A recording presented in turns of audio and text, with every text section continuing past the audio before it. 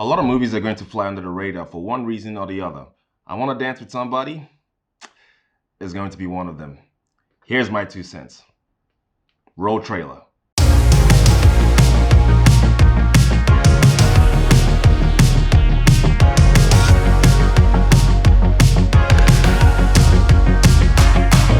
On today's episode, we're going to be going through what's it about, story setup, best thing about it, worst thing about it, can you use your mobile phone while watching it?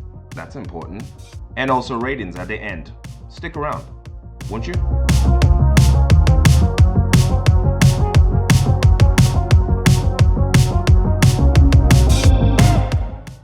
This one stars a relatively newcomer to the big screen, but no stranger to the British television, so she's bound to put asses on seats. This lady, this one, from End of the World, End of the f***ing World.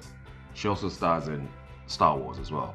Naomi Ackie, say that a few times, especially her brilliant portrayal of a psychotic killer in the TV show End of the World. I just couldn't see the transformation, but you gotta tip your hat for makeup and wardrobe. They did a fantastic job changing her over to Whitney Houston. They kind of pulled it off. Kind of. Emphasis on the kind of. For those of you born in the late 90s, early 2000s, you may not understand the magnitude and star power Whitney Houston had. And that's understandable. I was born in the 80s, and I will help you get through this. This film tells you the early life of Whitney Houston up until the later stages of her life. And there is a very strong emphasis on her relationship with a woman, despite the fact that her father wanted her to be with a man in the public eye for business purposes, I suppose, and also the era that they existed in. In hindsight, they should have let her be in the relationship she wanted to be her true self, because the alternative, well, it wasn't great.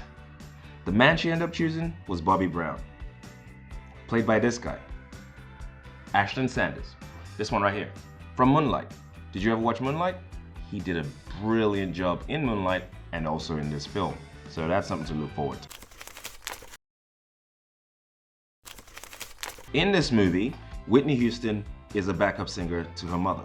Her mother knew there was a scout coming in to watch the show, so she decided to act sick to persuade her daughter to be on the center stage and sing so the scout can see her talents and therefore take her on. Which worked. The scout listens to her, loves her vocals, signs her up to a record deal, and the whirlwind goes from there. It feels like watching a train wreck. Not the film, her entire life. With a lot of sing-alongs. A lot of sing-alongs.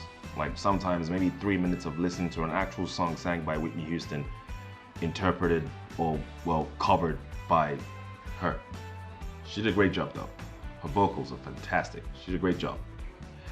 And then in between that, also not knowing that she was a lesbian as well. And then all of a sudden, realizing she doesn't write her own songs. Well, at least she wrote 5, but not all of them. And then realizing, oh, overdose. She overdoses in the end. So that's pretty much what the whole thing feels like. It's just a bunch of, all right, yeah. Stanley Tucci. That's about it. Enough said. That's a good enough reason to just go watch it. It's good. The girl who plays Whitney Houston was obviously chosen for her vocals, because she doesn't have a strong resemblance to Whitney Houston herself, but she has the vocals to carry out this movie. And that's one of the reasons they hired her. Also, she has a bit of star power to be able to put asses on the seats, as Hollywood would say. If you are not marketable, it's a little bit harder to use you as a lead, because that movie will tank. Now, I don't know what the budget of this movie is. I'm just gonna quickly check that. It was 45 million. And the box office so far is 29.5 million. Yikes, I don't think that's getting a sequel. Whew. Ashton Sanders, the guy who plays Bobby Brown. This guy. This guy from Moonlight.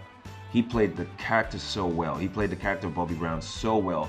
He mimicked his mannerisms so well that I wanted to punch him in the mouth. He was able to do this lip thing. Now that I've said it, you can't unsee it. When you see it, he just does a thing with his mouth that is, I guess, used to be, maybe early 90s sexy. I don't know, but he nailed that, and I feel like he deserves an Oscar for it. He also invokes this annoyance in you, which makes you buy into the fact that he wasn't a great guy, but he also wasn't entirely the reason for Whitney Houston's downfall, if this movie has anything to go by. Basically, they took a remote control, pressed fast forward all the way through her career, which is what I found quite annoying about this movie. They got everything else right. The music was fine. There was a lot of sing-alongs, like I previously mentioned, but we just skipped through a bunch of things that happened in her career or her life up until the end of it. However, the skipping forward could probably be because of the budget, which I mentioned was $45 million. You can't fit a lot in that. It sounds expensive by our levels, but by Hollywood levels, 45 million is not a lot. So there wasn't a high expectation of this film doing excessively well, but 45 million to get a return of 29.5 million, that's gotta suck. Also, that Bobby Brown impression, the one I was talking about previously by Ashton Sanders, the perfect mannerism of Bobby Brown, is very annoying because you can't unsee it. Maybe it's my fault and you watching this review and finding out about that whole mouth thing. So this is on me. I'm sorry about that. Can you watch it while on your phone? Instagramming, Facebooking? You absolutely can. We vaguely understand how Whitney Houston's life goes anyway. I mean, it'll be great for you to go watch it in cinema, but if you don't want to, it will be coming to streaming shortly because it's very much under the radar right now. Should you watch it? I think you should. Do it for Naomi Ackie. She has great vocals and she carried this movie all the way to the end. Also, she's British and she's played an American and she's a damn good job. We can't take that away from her. That's my 2 cents.